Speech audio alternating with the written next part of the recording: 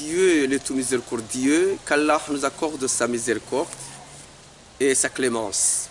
Oh, que vous soyez, recevez mes salutations les plus fraternelles. Comme vous le savez très bien que les centres de recherche et de documentation, à la tête Ben Abdallah, Mansour Abdallah, nous avons décidé d'éditer des différentes émissions concernant le social, l'économie, la religion et la politique. Ces émissions seront éditées à travers les différents réseaux sociaux afin que les musulmans en particulier et le monde tout entier prennent et en tirent des profits et des intérêts colossaux concernant le Coran et la philosophie. C'est pourquoi que nous précédons nos sincères remerciements à toute personne qui va porter sa pierre pour la construction de ces centres et de continuer à pouvoir publier des différentes émissions. Dans cette période, nous venons d'éditer et d'éclaircir à tous les musulmans qu'après le Ramadan, il y a un compte à rendre. Le compte à rendre après le Ramadan, c'est de se comporter avec un comportement très génial, un comportement remerciable. Parce qu'après le Ramadan, plusieurs personnes ont des rages. Ils veulent intervenir d'une façon très mal, d'une façon non remerciable, parce qu'ils pensent que dans le Ramadan, on était scripté, on était emprisonné. Et pourtant, ce n'est pas comme ça, c'est une invocation, c'est une prière que Dieu nous a exhorté de le faire. Après, nous devons continuer à être dans la prière, comme le bon prophète, comme Allah nous a dit,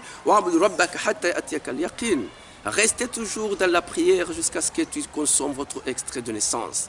Donc, faire beaucoup de prières, faire des invocations, faire des ibadah, c'est nécessaire à tout moment. Ce n'est pas que vous pensez que dans le Ramadan, il y a un Dieu et après le Ramadan, il y a notre Dieu. Le Dieu du Ramadan, c'est le Dieu de tous les 11 mois restants. Il ne faut pas entendre l'appellation du Satan après s'être libéré de sa prison le jour de l'Aïd, tout en disant que voilà, il ne faut pas accepter d'être dominé par le Ramadan, mais veuillez accepter que je suis votre riverain le plus proche.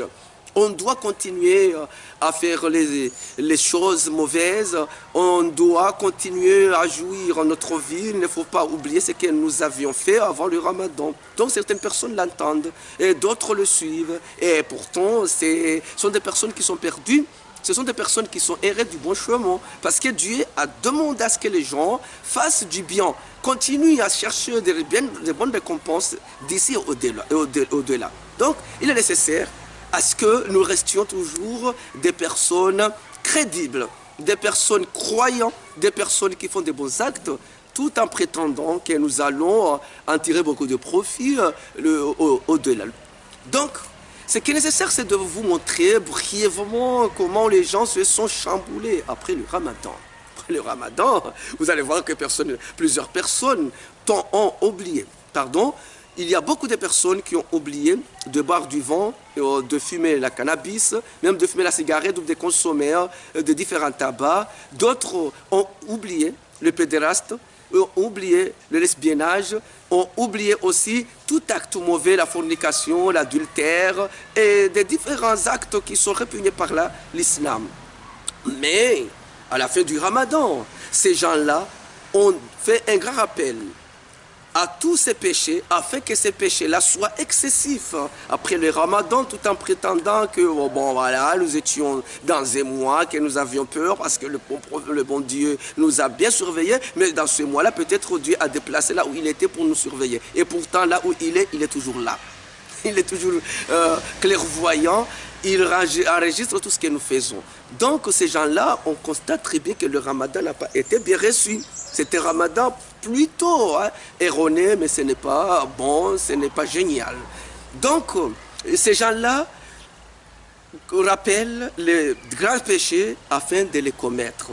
Il y a d'autres qui veulent faire la fornication 5 fois par jour. Il y a d'autres qui boivent jusqu'à traîner par terre. Il y a d'autres qui font beaucoup de cannabis en plein jour, devant public. Tout ça pour montrer que voilà, nous voulons montrer et manifester notre rage de ne pas faire ces actes-là durant les 29 jours du Ramadan. Il y a d'autres femmes qui ont accompli les différentes prières obligatoires et facultatives durant le Ramadan, mais après l'expiration du Ramadan, ces femmes-là se sont déshabillées. voyez, tout en portant des slims avec des body et en traînant leurs cheveux et avec des odeurs frissonnantes afin d'interpeller les hommes et les hommes en train de les filmer pour que leur récompense et leur bienfait soient erronés et effacés. Tout ça, ce sont des actes qu'on va les voir dans la période aussi post-Ramadan.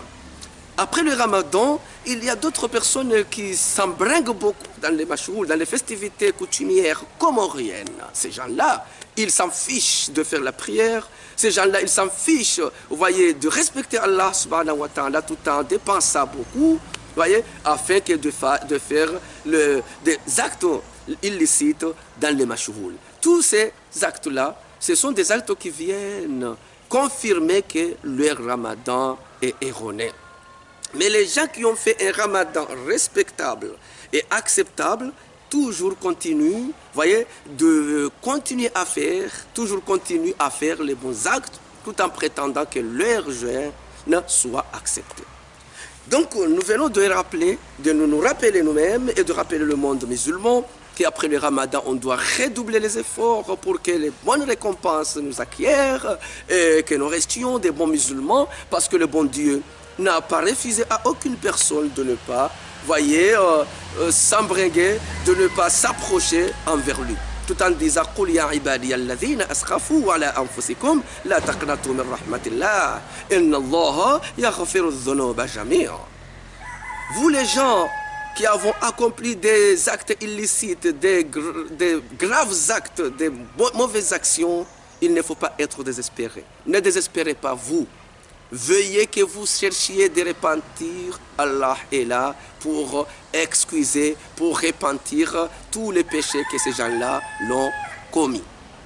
Donc, il n'est pas tard que nous fassions des repentirs, que nous cherchions tous les pardons à Allah subhanahu wa ta'ala, parce qu'il est là pour nous excuser, tout en prétendant, tout en appuyant au hadith du prophète qui a dit que toute personne commet des actes, commet des péchés.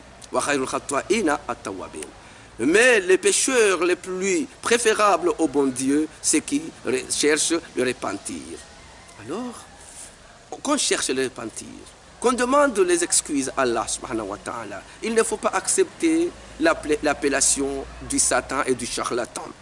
Cherchions les bonnes voies pour aller au paradis, parce qu'Allah est là, il n'a pas besoin que nous fassions du mal et que nous nous laissions traîner sans demander de repentir. Il est là pour recevoir toutes les excuses que nous allons poser à Allah subhanahu wa ta'ala. Nous les musulmans, nous avons une grande porte, une grande opportunité pour chercher l'effacement de nos péchés après le Ramadan, parce que nous avons commis beaucoup de péchés avant le Ramadan et après le Ramadan, donc il n'est pas tard de demander les excuses.